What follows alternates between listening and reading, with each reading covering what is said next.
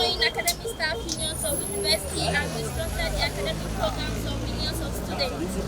As a result of this, students and parents are constantly agitating concerning the ongoing suspension of academic programs in public universities. I have been a student since 2019, but unfortunately, I am still in 200 level in 2022. The whole Asuu thing is something that, as a Nigerian, you probably hear of, and it's one of your fears of going into a public university, but it's something that you make a decision to live with.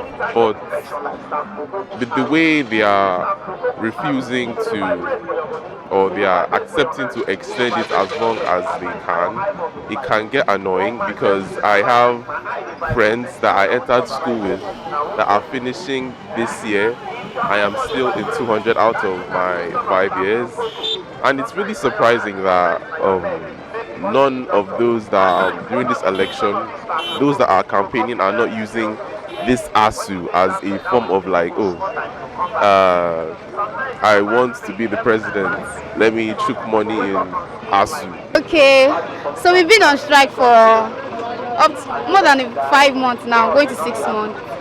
And honestly, it's not a funny something. It has really affected. Okay, it has really affected me negatively.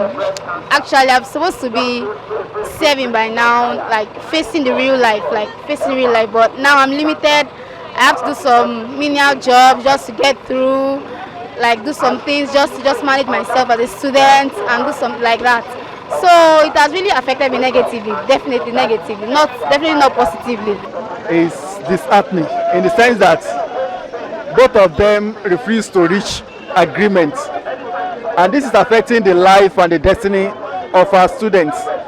Many of our children are at home, and in fact, as I was coming, I read of a woman lamenting that because of the Asuu strike that had been dragged, that a child engaged in a work, and she's dead now.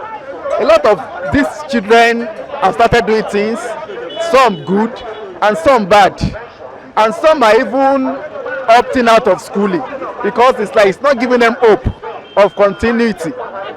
Now, on the part of the government, I think the government is not showing commitment and responsibility to see that the education sector at the tertiary level is well taken care of, because the amount they are really needed is not as much compared to the amount the federal government used to purchase vehicle for another country that doesn't have anything to do with us.